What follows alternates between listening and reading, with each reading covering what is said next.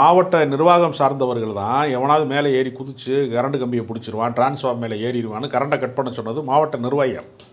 ஏன் நிகழ்ச்சிக்கு வரும்போது கரண்ட்டை கட் பண்ணுறாங்கிற குற்றச்சாட்டு சொன்னது விஜய். அப்படின்னா மாவட்ட நிர்வாகிக்கு இவருக்குமே கம்யூனிகேஷன் இல்லைங்கிறது புரியுது.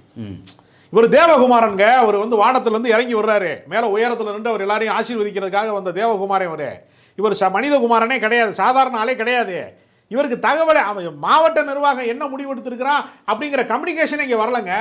இந்த நிகழ்வை ஏற்பாடு செய்து இப்போ நீங்கள் 8:45 அவர் நாமக்கல்லில் இருக்கணும் அப்படின்னு ப்ரோக்ராம் போட்டால் அவர் 8:45 தான் தனி விமானத்தில் ஏறுறாரு. சினிமாவில் ஷூட்டிங்க்கு காத்திருப்பாங்க, ஹீரோ டேட்டு கிடைச்சா தான் படம் பண்ண முடியும் அப்படிங்கிறக்காக ப்ரொடியூசர் எவ்வளோ பணத்தை, கோடிக்கணக்கான ரூபா பணத்தை போட்டுட்டு கதாநாயகன் வருகைக்காக அங்கே காத்திருப்பாங்க. அந்த கலாச்சாரத்தை அவர் இங்கே பின்பற்றாரு, கேரவன் கலாச்சாரத்தை பின்பற்றாரு.